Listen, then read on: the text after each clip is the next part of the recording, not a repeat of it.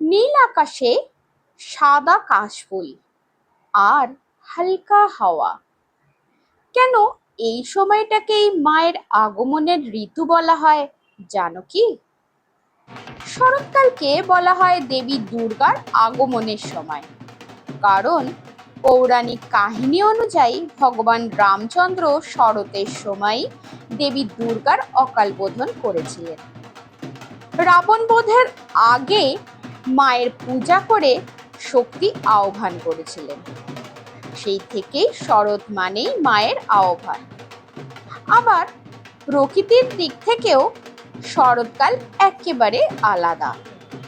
বর্ষার পর পরিষ্কার নীল আকাশ, সাদা কাশফুলের দোল, হাওয়ায় হালকা শীতের ইঙ্গিত, এইসব মিলেই শরৎকে বলা হয় দেবী দুর্গার আগমনের ঋতু। তাহলে এবারে শরতে মায়ের আগমনের সুর ভেসে আসছে তোমার কাছেও? অনুভব করতে পারছো তো?